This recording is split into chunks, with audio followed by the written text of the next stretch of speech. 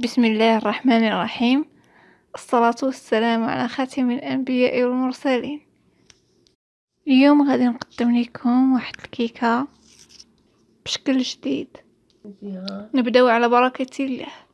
غادي نحطو 2 بيضات مع 200 غرام ديال السكر وصاشي ديال السكر الفاني، ونخلطوهم مزيان لمدة 10 دقائق.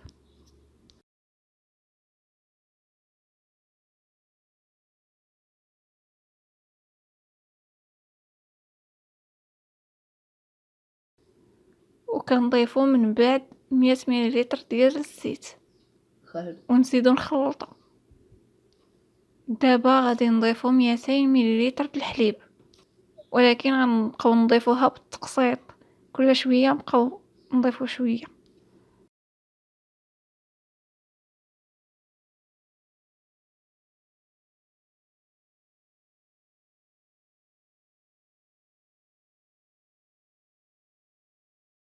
دابا غادي نضيفو 300 غرام ديال الطحين و2 باكيات ديال الخميره الحلوه ما يعادل 15 مغرام، ونغربلوهم باش ما يبقاوش لينا الحبيبات، ونخلطوه مزيان حتى يتجانس.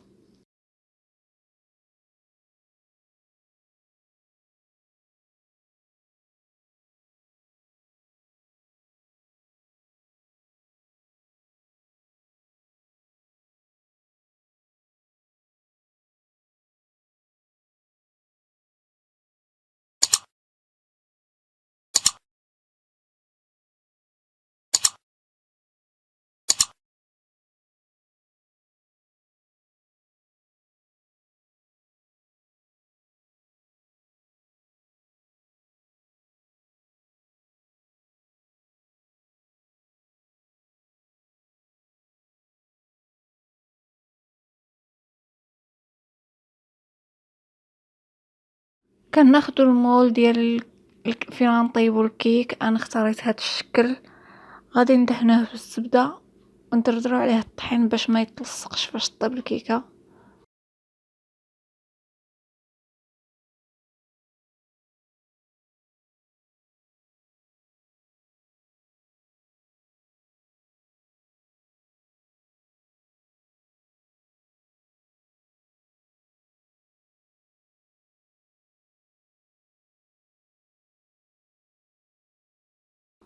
ومن بعد كنضيفو نص الخليط، والنص الثاني ديال الخليط غادي نضيفلو 2 معالق كبار ديال كاوبيل ونخلطو مزيان.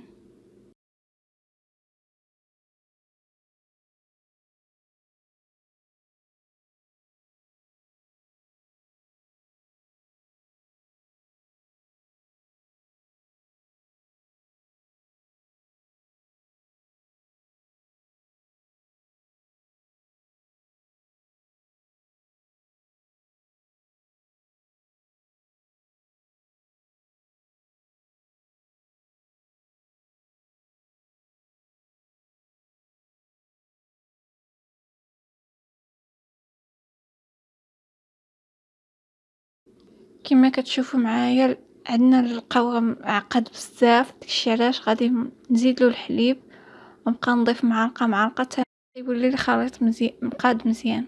وهنايا انا ضفت 4 المعالق في المجموع.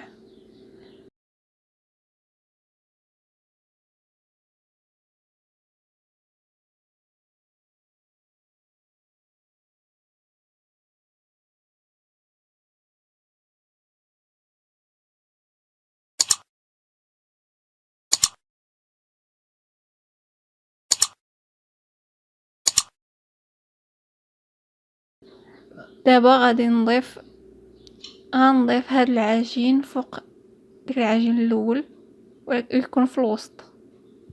دابا غادي نضربوه هكا شويه مع الطبله باش الهواء يخرج، ونحطوه في الفران مسخن على 180 درجه لمده 40 دقيقه.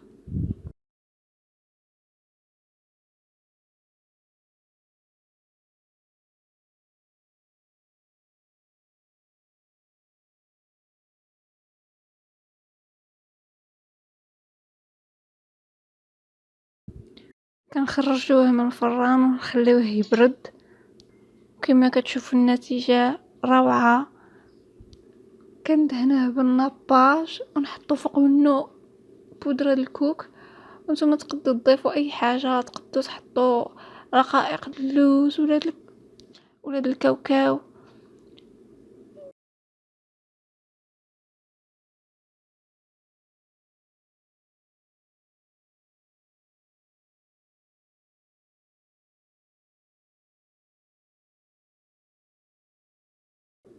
وحنا كنقطعوه كما كتشوفوا معايا كيكه اسفنجيه وروعه، وما نقول لكمش حتى المذاق روعه.